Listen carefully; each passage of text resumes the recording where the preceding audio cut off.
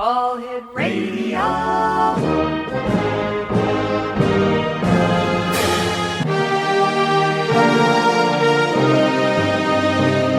Welcome to the X Zone, a place where fact is fiction and fiction is reality.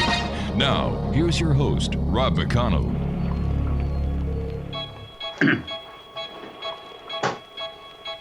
I saw her sitting in the rain, raindrops falling on her. She didn't seem to care. She sat there and smiled at me. Then I knew she could make me happy.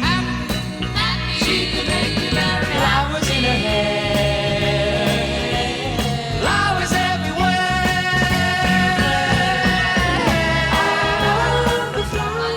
And welcome back to the X Zone, our final segment for tonight. And first of all, I'd like to thank each and every one of you listening tonight for making this show possible.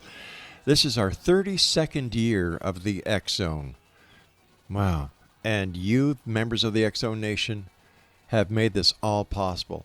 But it could not be possible without the wonderful guests who take time out of their busy schedules to come on this show and to share with you knowledge, insight, and inspiration.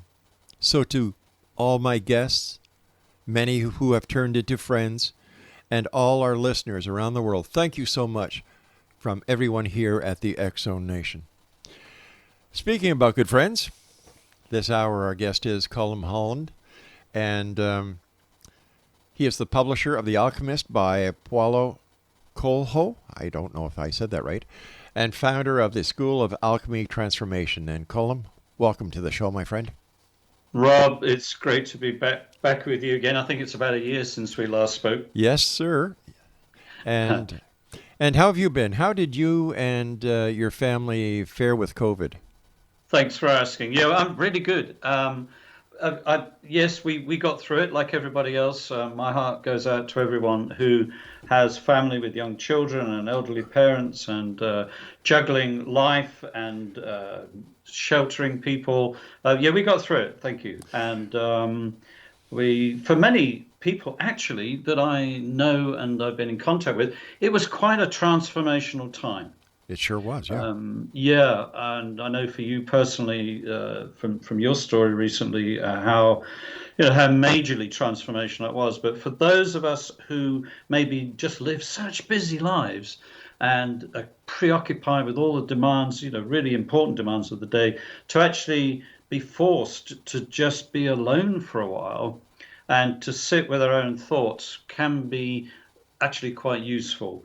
But our condolences go to everyone who lost loved ones. That is a particularly hard thing, and we would not wish that on anybody. But we got through. Thank you. We got through. And Colm, I apologize for the enunciation of the author of The Alchemist. And could you please? It's Paulo Coelho. It's Portuguese. It's a Portuguese name. He is really well known around the world, so people will forgive you. Don't worry. And different people pronounce it. In English, it means poor white. If that helps. Oh my gosh. How did you come to publish the Alchemist? Yeah, great question. So I 30 years ago. Gosh, wow. Not as long as you've been podcasting, though. That's for sure. But yeah, 30 years ago, I was working in a publishing house, HarperCollins Publishers in Sydney, and the manuscript for this book, The Alchemist, fell on my desk, and I had to decide how many copies we would sell in Australia. And I read it, and it was one of those eureka moments. Really? And I'm going to talk a bit about Omens and about following Omens, but reading that book and taking it home that weekend was an omen. I just had this intuitive sense that I should do it. It's now it's probably the third best-selling book of any living author in the world. Oh my gosh. There's only two other authors. I mean, most people have heard of Harry Potter and the Philosopher's Stone by J.K. Rowling and the Da Vinci Code by Dan Brown. Well, the third best-selling book is The Alchemist by Paulo Coelho. I'm just betting, Rob, that there's hundreds of your listeners who are going to go, yeah, I know that book. Wow. Okay. Yeah, The Alchemist. Wow. That's really made a shift in my life. I must find a copy of it again and read it. That's the usual reaction I get. There's plenty of people that read it years ago. But why would a book called The Alchemist, which is a novel, by the way, it's not a self-help book by any means, it's a novel. Why would that book sell almost 100 million copies? We estimate that if every one of those people has lent the book to somebody else, then that's over 200 million people globally in 70 different languages have read this book. And it all goes back to my backyard on that day in Australia when I read that story, and I just decided that this book was going to be a global bestseller. And it was something about the omens that led me to read the book, the topic of omens and synchronicity and coincidences, and why they happen, and why we should pay attention to them, and how they can help us in our own personal life, in terms of our inner transformation, our inner growth towards well-being. So yeah, that was my initiation into this book, The Alchemist. And I've actually written about it. Last year when you and I spoke, I just published my book, which is The Secret of The Alchemist, by me, Colm Holland, and it's available on Amazon or Audible, Kindle book, whatever. I explained there the impact, the incredible impact that the original book, The Alchemist, had on me personally, and how it came to me at a particular moment in my life. It was what I call my alchemy moment, if you like, to coin the phrase from the book, when my life was literally transformed as I began to delve and immerse myself in the whole world of what I now call alchemy transformation. Do you think everyone has the ability to follow the omens, but they just, for some reason, don't get it? And if there is a way that they can get it, what would it be? Yeah, great. Rob. That's a $100 million question.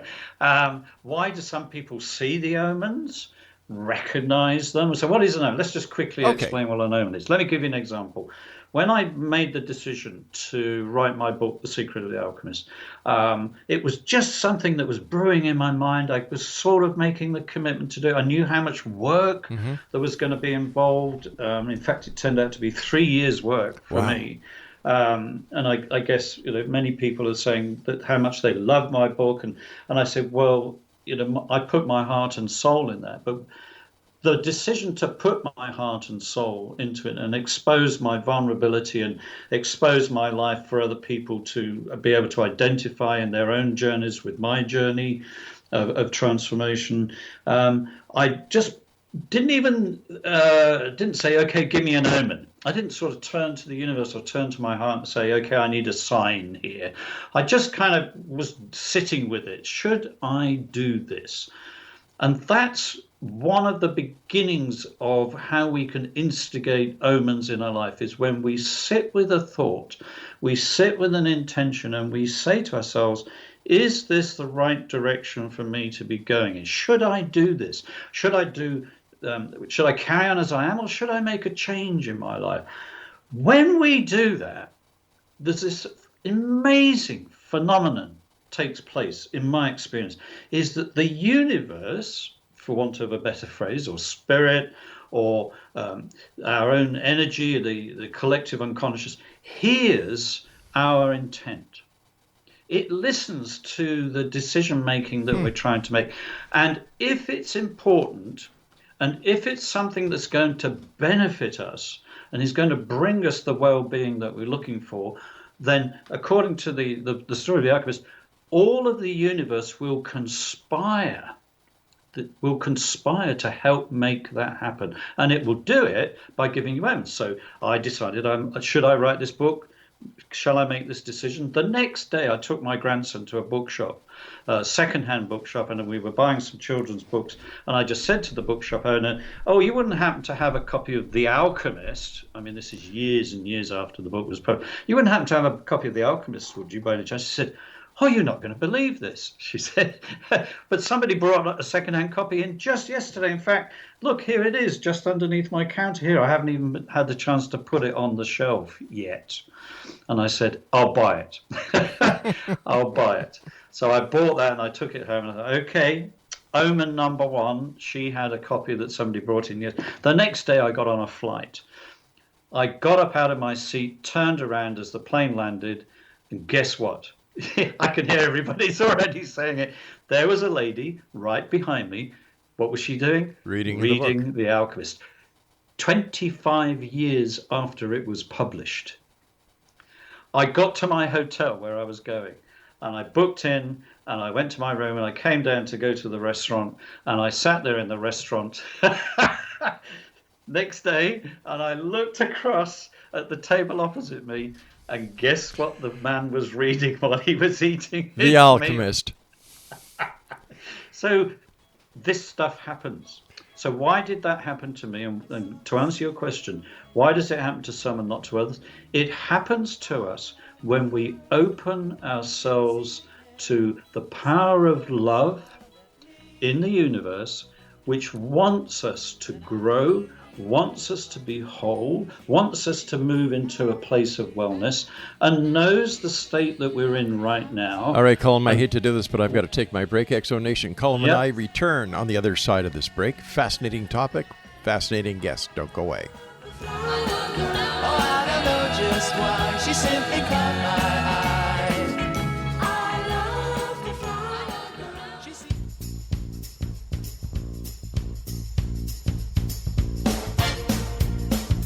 I need love to ease my mind. I need to find someone to call mine. But Mama said, can't hurry, love you just have to wait. She said, love don't come easy. It's a game of give and take. I can't hurry, love, no, you just have to wait. You gotta trust every time, no matter how long it takes, but how many heartaches. And welcome back, everyone. Colm Holland is our special guest this hour, and his website is schoolofalchemytransformation.com. So let me see, you were in the hotel, you went out for breakfast, and lo and behold, there's another person reading The Alchemist. Yeah, 3 people reading The Alchemist in the space of 2 days, and me finding it in the bookshop. And what was the question? Let me just remind everybody. I was asking a question in my mind, in my heart. Should I give the best part of my life going forward in the next few years to write this book about my experience with the original book, The Alchemist by Paulo Coelho? Should I write my book, The Secret of the Alchemist? Is this something that the universe is this my destiny? Is this the direction that I should be taking my life? I'm in control. I'm the one making the decision, but is this going to benefit me, and is it going to benefit the universe? When we ask those kind of questions, it's my experience, and many of the students that are members of my school as well tell me day in, day out, that the universe just gives us an omen. Let me just give you one other example. A friend of mine who's become a friend of mine now, who joined the school quite recently, she said she was in the process of saying, well, should I join the school? Should I join Colm's school or not? Is this the right thing? You know, I'm a busy person. She's a very professional medical person, very busy with patients and so on, but just felt that maybe this was something she should do. And she was driving home. And in England, where she lives, everybody normally just has a normal registration plate on their car. In other words, it's just a bunch of random numbers. Very occasionally, people spend a lot of money. You have to buy a number plate to put your name on it. And so you've got to have quite a bit of money to this. So it's rare. It's not common to see, like in the States, sometimes, everybody's got personal number plates. And she was driving home. And she was asking this question in her mind. At the time she was driving home and she stopped at a stoplight, she looked at the car in front and it said Paolo. Wow. Paolo. And she laughed. She almost had to pull over because she was laughing so loudly to herself. And she called me, or texted me on her phone at the time. And she said, "Sign me up." She said, "It doesn't get much better than that. If I needed, and it's been great. And it was the right decision for her. But so those people who say, "What are you guys talking about? I've never seen anything like this." Or maybe, there was that one thing that happened to me once and I just kind of shrugged it off, didn't put any meaning on it. My sort of encouragement to everybody listening who would love to begin to experience sort of the supernatural power of omens, it's then the first step is to put your intent towards your own well-being and think about your life. Think about the direction your life is going in. Think about, is this really what I want, or could I have something better? The moment you begin to do that, love, and I call it unconditional love, by the way, the energy, the force in the universe that does all this for us, is listening to you and is almost waiting for you to come to that decision. The moment you make that decision, then omens or synchronicities, coincidences, strange out of the ordinary events will begin to happen. But the interesting thing about those events is they will have direct meaning for you personally in your journey and progress. So if you haven't experienced it yet, give it a try. That's my recommendation. And just see what happens. The magic will begin to unfold. Colm, tell us about your online school. Great question. Thank you. The school is the result of my study of the novel by Paulo Coelho, The Alchemist. And what I realized in that book is that his life and the reason he wrote that story is that he had discovered the power of ancient alchemy.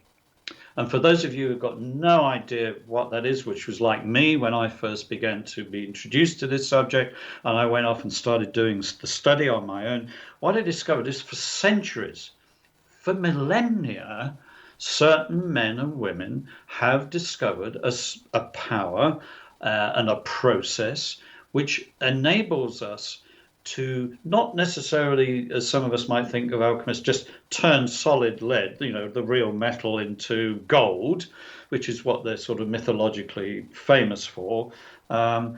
What we've discovered and what Paulo discovered and several other people, and I'll talk about them in a moment, is that what the alchemists were really doing is doing exactly what many of us are doing today, is they were going through a state of personal inner transformation. And that alchemy is just a metaphor for that, but they'd mastered the process. They'd found that there was some specific steps that you could take in your well-being journey, which they then coined the phrase, this is alchemy, that if we follow those steps, we can almost put our personal transformation on steroids, if you like. So the School of Alchemy Transformation is me revealing to my students what these steps are, how they can benefit your personal journey, and how they can, if you like, rev it up, rather than just going through life with one episode and then another episode and just thinking, oh, life is just one big struggle. I wish I could boost myself somehow through this. Then what the alchemists discovered is there is a way to move things on quickly so that we don't have to wait till we pass on in this life. We can actually begin to see the benefits of our own transformation here and now.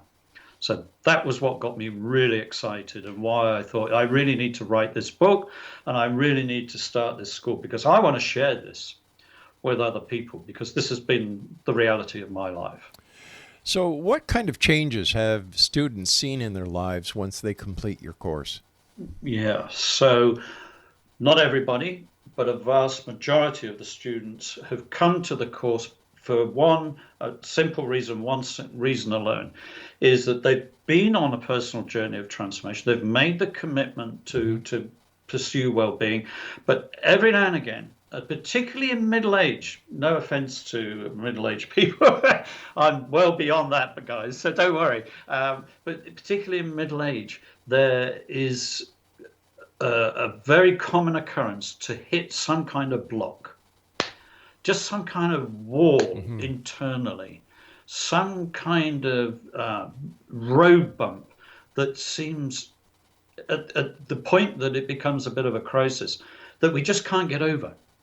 We can't get around it. And in some cases, we don't even know what it is.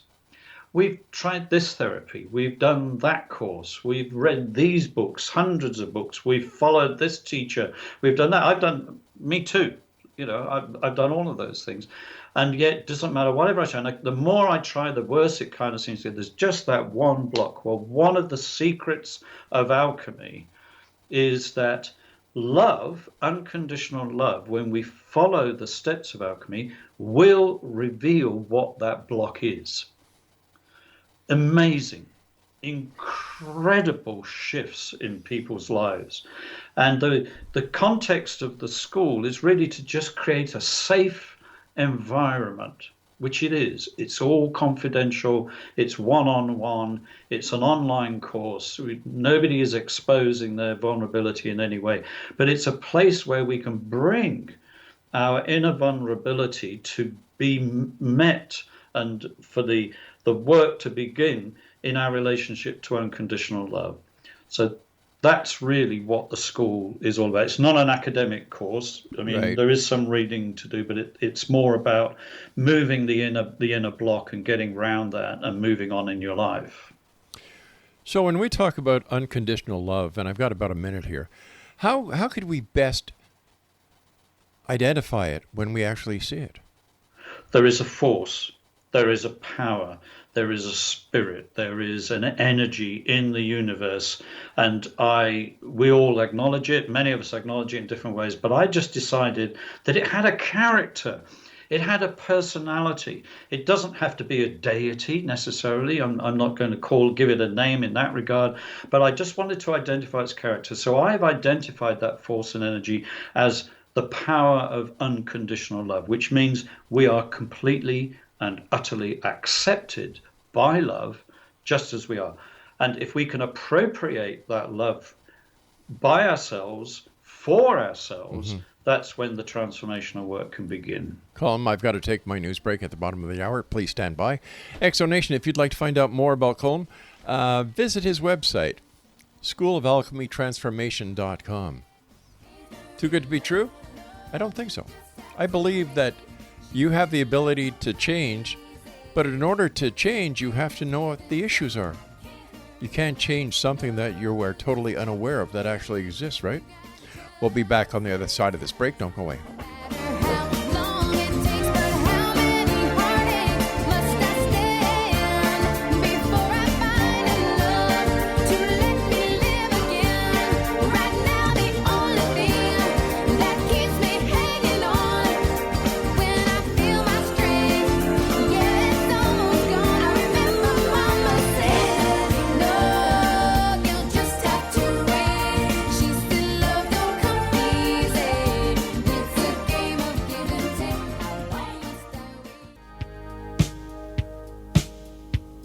I once thought of love as a prison, a place I didn't want to be. So long ago, I made a decision to be footloose and fancy free. But you came and I was so tempted to gamble on love just one time. I never thought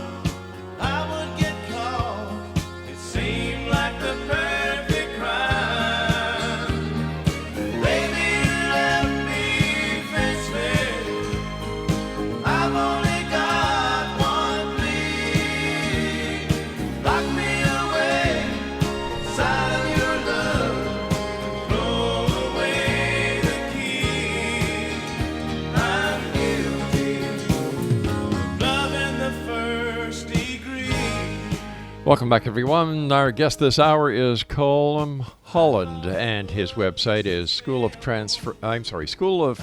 Alchemy Transformation.com. Colm, do you see that people are understanding that alchemy is more of the change of the inside instead of the metallic changing from lead to gold that we've seen so many times in fairy tales? Yeah, that's okay, Rob. You're absolutely right. I mean, there's some great movies, there's some great books are based around it. I mean, Harry Potter is full of alchemy references, for example, and it's probably one of the best-selling books. And teenagers, there's got to be a lot of your listeners, who are huge fans of that. There is a connection which we should acknowledge, which is the connection between the inner work that our psyche and our emotions want to follow, and the metaphorical, mythological patterns and procedures that appear usually in books and films and so on. And we're really mesmerized by these, and it's easy to get taken up by the metaphor, by the myth. Star Wars is, going back many years now. Of course, Star Wars was a classic example of the whole principle of the hero's journey, for example, with Luke Skywalker being the hero of that, and Harry Potter the hero of the Potter books. But what all of these things are trying to represent, and they're like mirrors to us, is that we too are the hero. We too are the person on the journey, and it's an inner journey. Sometimes it has an outward manifestations. Yes, sometimes we make decisions to go on literal journeys, with a spiritual angle to them, and retreats and other things. I mean, that's all fine. But ultimately, what the alchemists discovered in their inner journey of what they call transmutation, we call it transformation now, and what I've discovered is that our souls, our inner beings themselves, want us to progress, want us to become whole, and we have a choice. We can either encourage that. If you like, as adults, we can encourage it and become part of it and be an active participant in it, or we can just ignore it. But it's my belief that we ignore it at our peril. That's a really dangerous thing to do in your life, because if you ignore it for too long, then you may just completely bury it.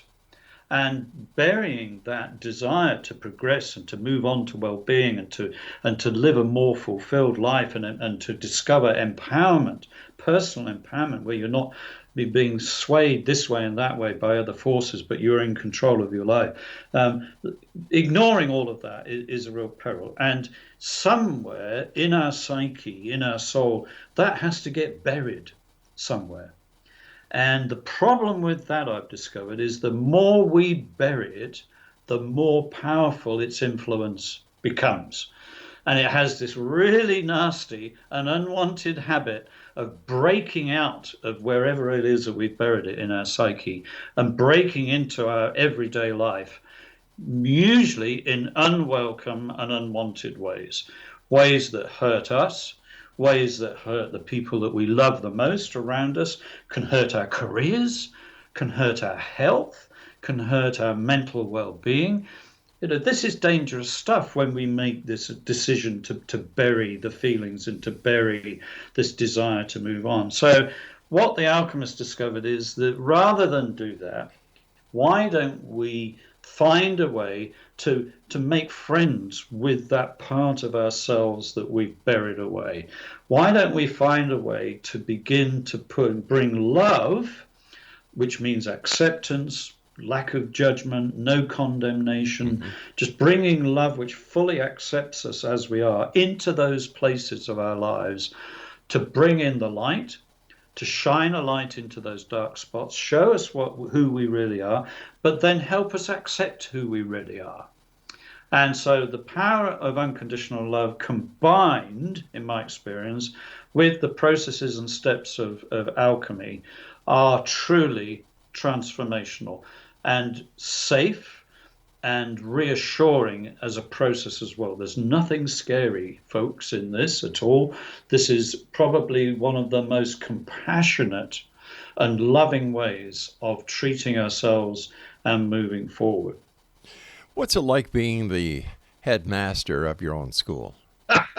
The headmaster. No, sometimes I feel like I'm the naughty pupil who's been sent out of class and has to go and stand outside.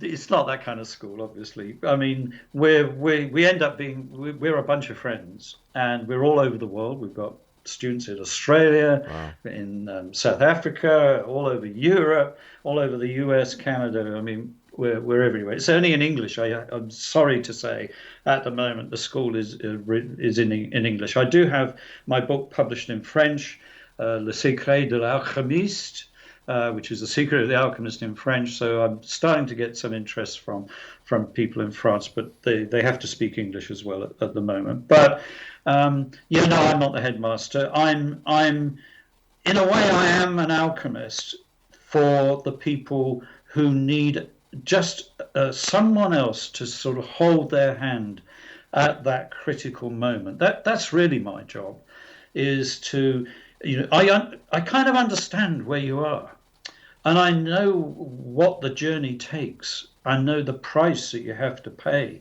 I know the cost and some of the pain and the wounds that you have to face, because I've been there. And together, other students, we've got a bit of an alumni, really, of people who support one another. So that's one of the other aspects of it. So we're not alone when we take that choice, when we make that move to pursue our true well-being. The other great news I have for everybody is that suddenly we will find new friends, we will find new supporters, and the school is an environment that encourages that. So when you were putting the curriculum together, yes, how did the process go? Because, I would imagine there's a stretch from being a publisher like you are and working with Harper Collins like you did, to coming up with this entire concept, putting it down on paper, looking at it saying, my God, I've done it, and then getting your first pupil. Yes. Well, we've got lots of pupils now, but yes, there was a first pupil, and there were several pupils at the same time. What happened, just chronologically? So I published the book, The Alchemist in Australia, jump forward 27 years. The decision I made to write my book, I wrote my book, it was published last year. From the very day that my book hit the bookshops and Amazon and elsewhere, people started to contact me. And people were saying to me, quite simply, Colm, I so resonate, I so identify with you and your journey. I love the process that you've offered in your book. Is there any way, I can work with you? Is there any way I can learn more about this? And so I took the key principles from my book, The Secret of the Alchemist, and I turned them into it's 5 modules, 25 video lessons with notes. You can work your way through at your own pace. But what I'm doing in each of those is I'm saying, this isn't just theory, guys.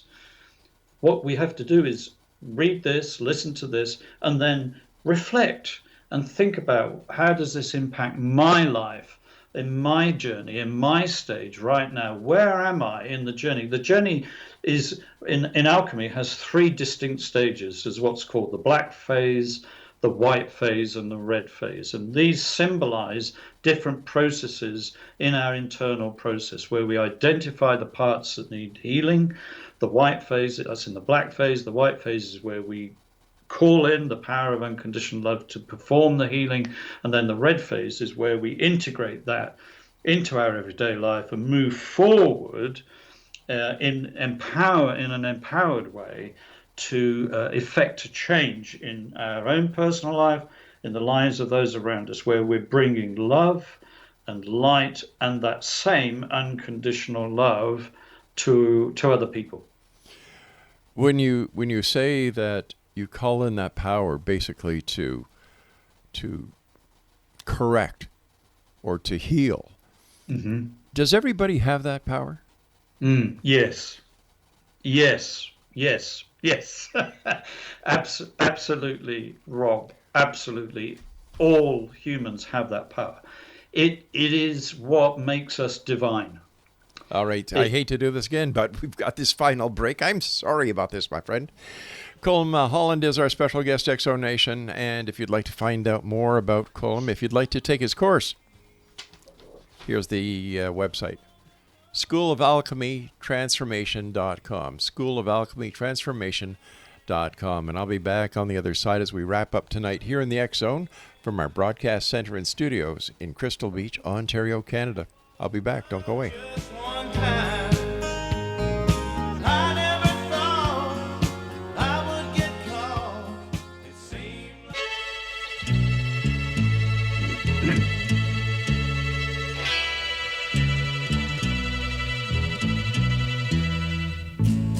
Those schoolgirl days of telling tales and biting nails are gone. But in my mind, I know they will still live on and on. But how do you thank someone who has taken you from crayons to perfume? It isn't easy, but I'll try. If you wanted the sky, I would And welcome back, everyone. across the sky. Colm Holland is our special guest, and the website is schoolofalchemytransformation.com. First of all, my friend, thank you so much for joining us tonight. Always a great pleasure talking to you. And when you look at your school, where do you see it in the future? The School of Alchemy Transformation's ultimate aim is to encourage people to consider their own destiny.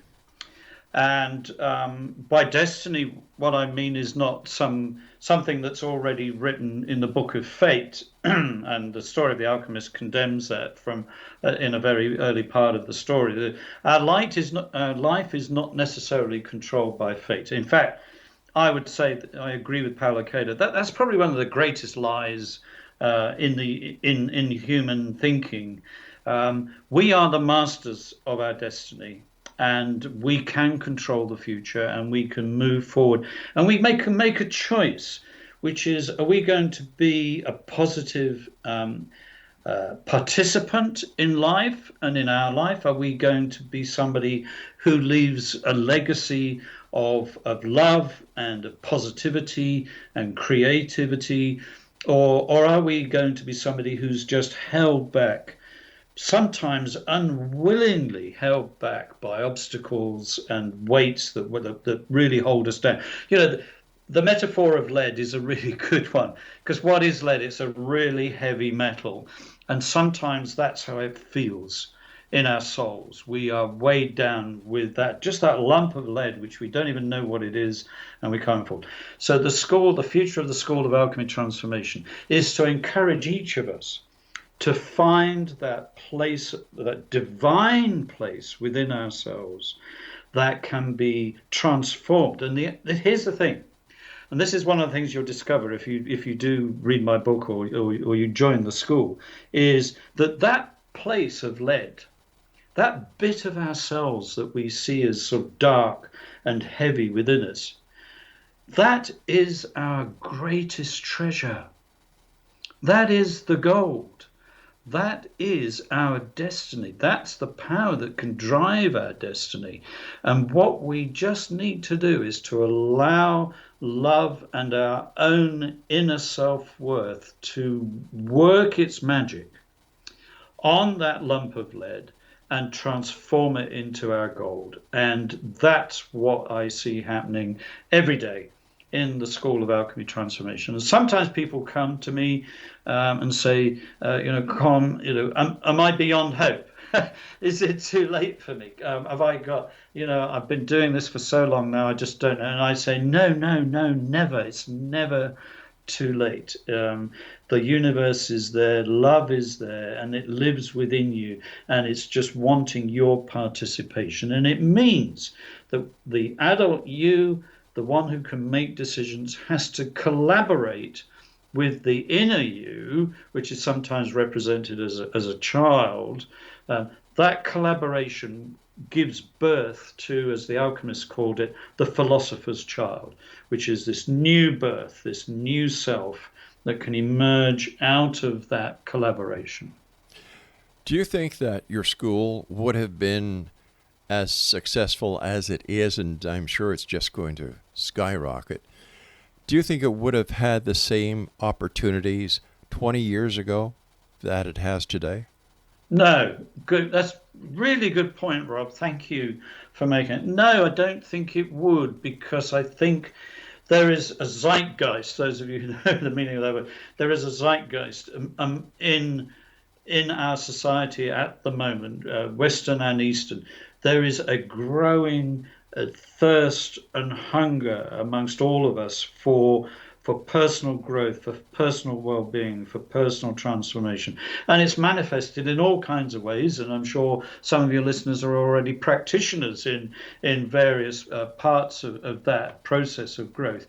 But I'm just bringing my contribution, my discovery, which is the reality of ancient alchemy and how it can harness the power of unconditional love, and how this is what our souls want. I'm not introducing something that is just not part of human evolution. This helps us to evolve as individuals. It will help us to evolve as a species. It will help us to evolve as societies. And it starts with one step, with one person, and that's you. It's your destiny. It's your contribution. And I think over the last 20 years, there's been an amazing growth in awareness that this is actually possible. It also, it seems at times that what we're talking about has been tried to be taught to societies and to the world by the ancients. It worked. And then all of a sudden, people stopped thinking. People stopped understanding. People stopped being compassionate. People stopped being loving. And here we have my friend Colm, who's reigniting that fire. Yes, a good point. The fire is a flame, and like all flames, sometimes it goes dim, and sometimes it burns brightly. But I genuinely believe the flame has always been there. It's part of being human. And we have an amazing opportunity, but also an amazing responsibility. Our role in the universe, our role as human beings, individually and collectively, is to become agents of unconditional love. That is the one unique aspect of being human. The sun can't do it. The moon can't do it. Nature absorbs it, but the channel through which the whole of creation wants to bring love into the world is us. It's me, it's you, with all our foibles, with all our failings, with all of our issues, with all of our problems, but also with our power to be creative, with the power of unconditional love. That's what gets me out of bed in the morning, everyone. That's what drives me forward, is the knowledge and that hope that together we are progressing.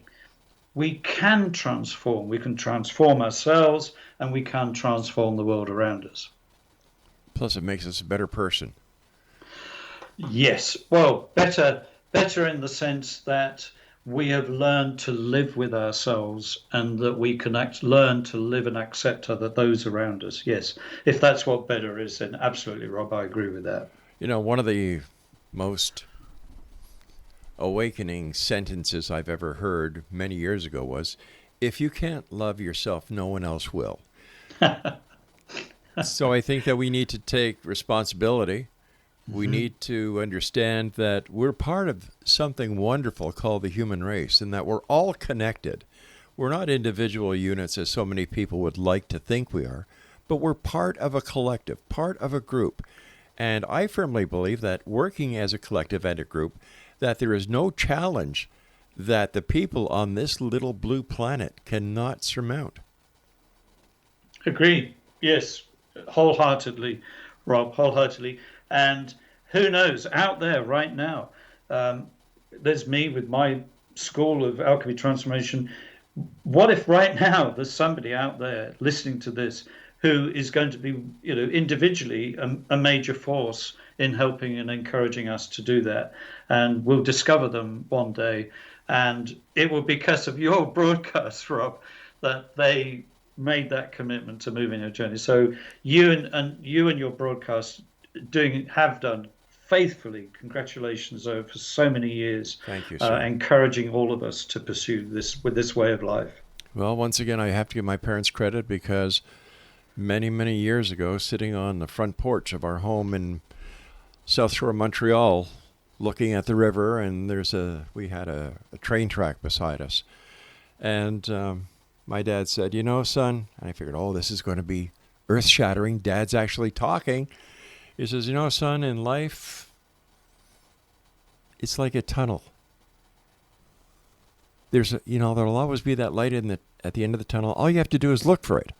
And I said to myself, my God, how profound. And then he said, but knowing you, in your case, it'll be an oncoming train. Oh, no. Oh, dear. Anyway, Colm, we must say so long for tonight, my friend. I do wish you and yours the very best. Continued success. And I look forward to the next time you and I meet back here in the X Zone.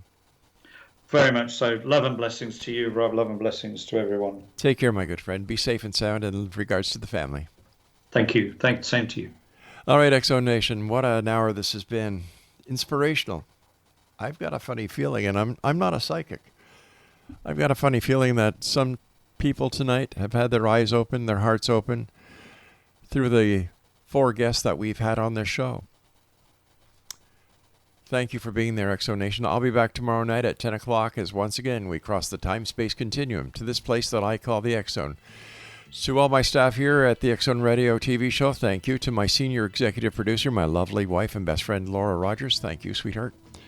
And to each and every one of you, thank you for allowing us to be in your home, your car, no matter where you're listening to us, on this planet or those above. Good night, everyone.